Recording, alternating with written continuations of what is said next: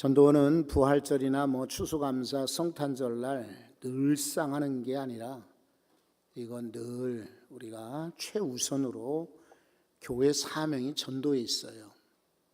그리고 여러분, 우리는 교회를 사랑합니다. 교회 위해서 기도 많이 하고 걱정하시는 줄 압니다. 정말 교회를 사랑하신다면 걱정만 하지 말고 전도해야 돼요. 아직도 우리 주변에는 많은 영혼들이 예수를 몰라요. 그리고 천국과 멀어지고 있어요. 시급합니다. 우리나라는 지금 저출산, 아기들이 태어나질 않죠. 그리고 점점 고령화, 나이들은 늙어가고 있어요. 근데 교회도 똑같습니다. 새신자들이 들어오지 않고 생명이 없이 있는 성도들만 남아있게 되면은 교회는 머지않아 문 닫게 될 겁니다. 정말 안타깝지만은 제 경험을 말씀을 드려볼게요. 제가 군대에서 막 제대를 하고 저희 식구랑 둘이서 개척을 했습니다. 사당동에서요. 그런데 한 10년쯤 되니까 교회가 정말 거짓말같이 성장을 했습니다. 한 150명 가까이 교인이 되었고요. 주일학교 부서만 해도 100명이 넘었습니다. 그런데 저희가 그곳을 떠나고 20년이 지난 지금은요, 주일학교가 없습니다. 주일학교가 없어요. 그 교회의 문제만이 아니라 지금 우리 한국 교회의 문제예요. 우리 지방의 교회들을 이렇게 들여다보게 되면은 새벽 기도 보이지 않아요. 금요 기도회 없어요. 목사님들이 하고 싶지 않아서가 아니라 성도들이 없는 거예요. 주일학교가 없어요. 그러니까 예전처럼 성경학교 하는 교회가 없어요. 이거 큰일이죠. 그런데 우리가 만약에 이 모든 일에 우리는 성도들 많고 시설도 좋고 우리는 사역자들도 많고 재정도 있으니까 우리 가만히 있자, 이거는요, 한 달란트 받은 종과 똑같아요. 우리 부지런히 전도해야 되겠어요. 그래서 오늘 데살로니가의 지도를 한번 보시겠어요? 여러분이 알다시피 빌립보에서 이제 암비볼리라고 하는 곳에 내려가요. 그런데 거기는 그냥 지나칩니다. 아볼로니아로 또 지나갑니다. 그리고 세 번째 도착한 곳이 데살로니가예요. 지도 오른쪽에서 여러분들이 보시죠? 지도에는 작게 나와 있지만은 이곳은 매우 이 그리스, 이 마게도니아 지역의 유명한 도시였어요. 소위 로마의 직할시 정도로 불리웠어요. 여기는 로마에서부터 고속도로가 쭉 열려진 길이에요. 우리나라처럼 무슨 영동, 호남 중앙고속도로가 아니라 마차가 그래도 두 대가 비키지 않고 왕래하는 길이에요. 로마 시대에 예수님이 나셨고 사도 바울이 있었어요. 그것은 복음이 전 세계로 확산되는 아주 유익한, 정말 유용한 그런 시대였더랬습니다. 정치가 하나잖아요.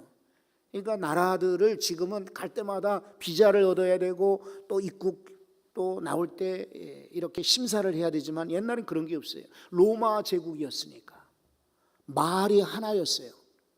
헬란 말만 하면은 어디든지 여행할 수 있고 복음을 전할 수가 있어요. 돈이 하나였어요. 그러니까 화폐를 바꿀 것도 없고 환율 걱정할 것 없이 돈을 가지고 쓰면 되었어요. 무엇보다 여러분, 이 글, 이것이 하나였어요. 그러니까 어디 가나 같은 말로 같은 글로 복음을 전하기가 아주 좋게 하나님이 그런 환경을 만들어 주셨던 거예요. 그래서 바울은 어디든지 갈 수가 있어요. 자, 1절을 한번 보십시오. 그들이 그랬어요. 혼자 전도할 수 없어요. 바울은 선교팀을, 자 보세요. 바울, 그 다음에 실라, 그리고 디모데, 그리고 누가, 이렇게 하면 한 4명이 선교팀이었을 겁니다. 근데 그 당시 데살로니가 올 때는 누가는 빌립보에 남겨둔 것으로 역사가들, 성경학자들이 분석을 합니다. 왜냐하면 누가는 이 빌립보에 의과 전문학교가 있었는데 특히 이제 의사였지 않습니까? 그래서 빌립보를 잘 아는 거예요. 그곳에 교회를 세워놓고 그냥 나오면 안 되니까 누가를 남겨서 양육하고 보살피도록 남겨놓은 것 같아요. 나머지 바울과 실라 디모데는 이곳 데살로니가에 들어오게 됩니다. 여기 2절 보십시오. 바울이 자기의 관례대로 그들에게로 들어갔다. 유대인의 회당에 들어간 것입니다.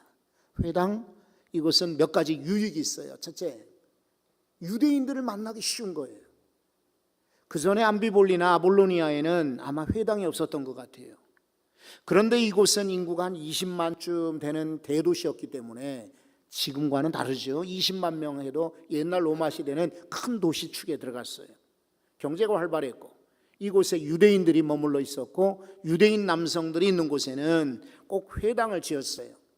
그러니까 거기 가면 유대인들을 만날 수가 있는 거예요. 두 번째, 경건한 그 헬라인들이 이 회당에 모이는 겁니다. 그래서 바울이 이방인들에게 쉽게 복음을 일부러 모으지 않아도 전할 수가 있어요. 세 번째, 회당에는 여행객들을 위한 임시 숙소가 마련이 되어 있습니다.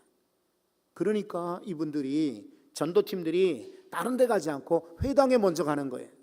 무엇보다 네 번째, 회당 가면은 일단 사람이 많아요.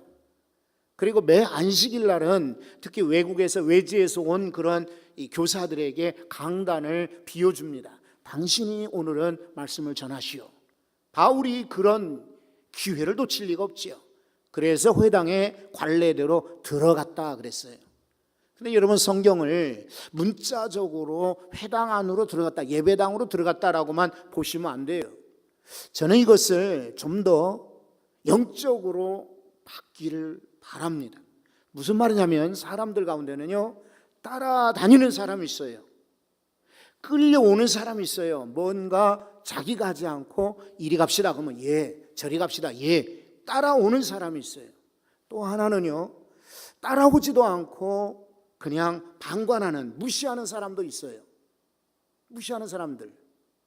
그리고 세 번째는요, 주도적으로 소수이긴 하지만 어느 교회나 집단이나 회사거나 주도적으로 자신이 일을 하는 사람이 있어요. 여기 들어갔다, 누가 초청한 거 아닙니다. 누가 부른 거 아니에요. 바울이 끌려간 것이 아니라, 따라간 것이 아니라 주도적으로 회당에 들어갔어요. 여러분, 효과적으로 정말 능력 있게 증거하기 위해서는 주도적으로 복음을 전해야 합니다. 저 사람에게 복음이 필요하겠다. 그러면 거절하지 말고 쫓아가셔야 돼요.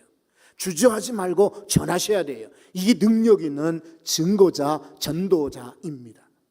또 하나, 2절 뒷부분에 보시면 새 안식일에 3주 동안이요, 성경을 가지고 강론했다 그랬어요. 강론. 이것은 오늘날 설교를 말하지요. 원래 원어의 뜻은 의견을 교환하다, 나누다 이런 뜻이에요.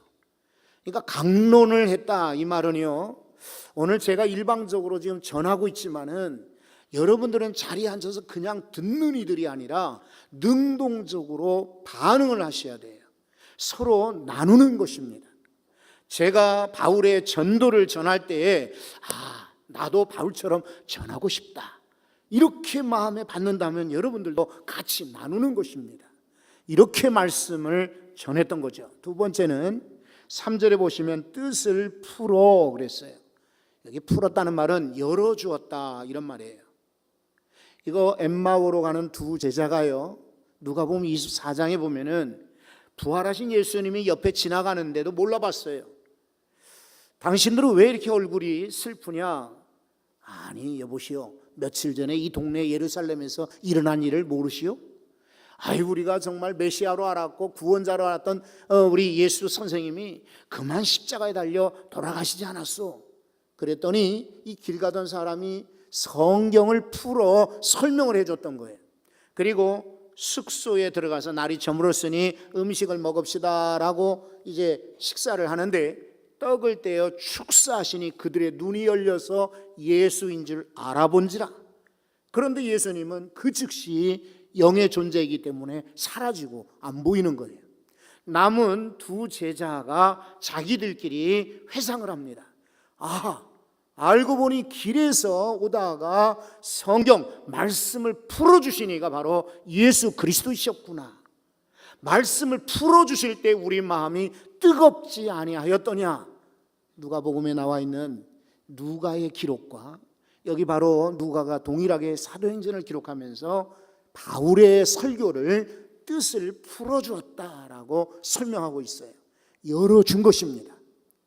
여러분, 우리 집에 잼이들은 이런 병이 있었는데 여러분도 경험해 보시겠지만은 이게 조금 오래 시간이 되면은 병 뚜껑이 열기가 쉽지 않습니다. 이것저것 숟가락을 가지고 병 뚜껑을 두드려 보기도 하고 뜨거운 물에 담갔다 빼보기도 하고 고무장갑 가지고 끼워 막 돌려봐도 열리지가 않아요. 우리 식구가 병을 잡고 제가 뚜껑을 잡아서 비틀었더니 열렸을까요? 안 열렸을까요? 예? 열렸죠.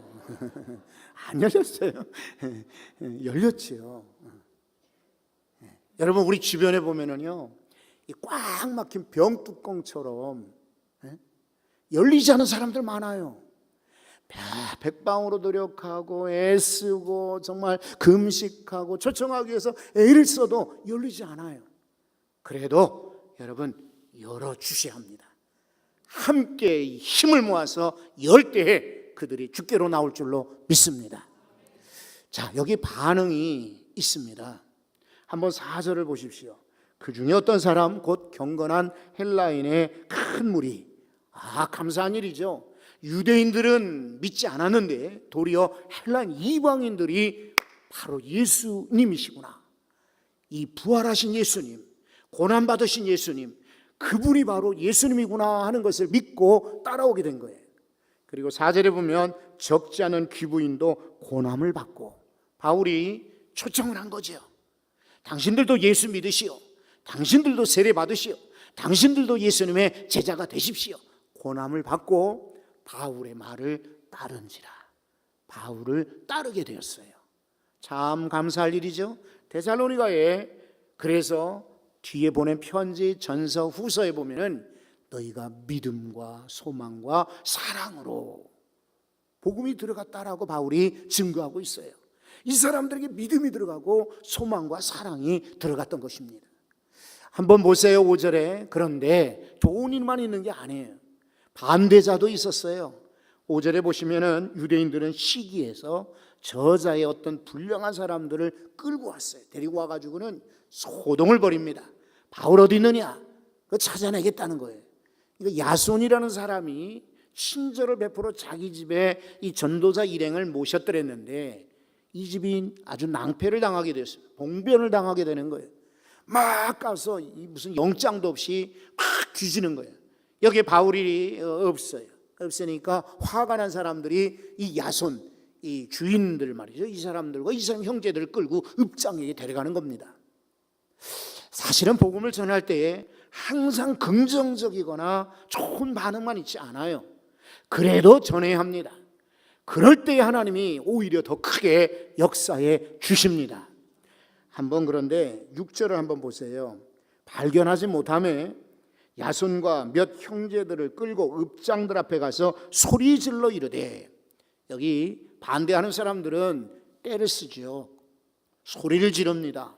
한두 사람이 하지 않아요. 항상 무리를 짓습니다. 그러면서 뭐라고 고발하냐면 천하를 어지럽게 하던 이 사람들이 여기에도 이르렀다. 우리 동네에도 천하를 어지럽게 하던 사람들이 왔다. 그런데 이 야손이 숨겨주었는데 찾아봐도 어디로 갔는지 안 보이더라. 읍장들이 화가 나가지고요, 야손을 가둬버렸어요.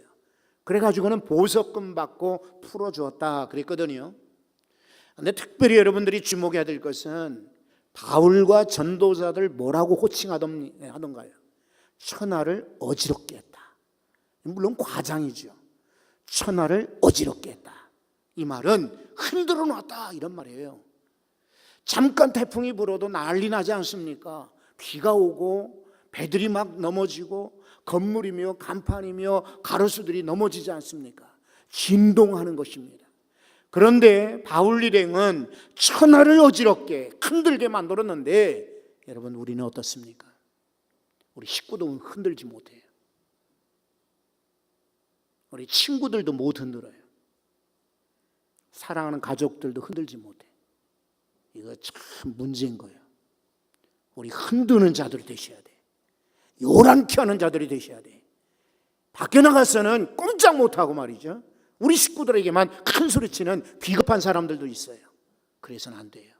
우리 직장에서 만약에 우리가 월급 받고 생활하고 있다면 유익한 사람 되셔야 돼요.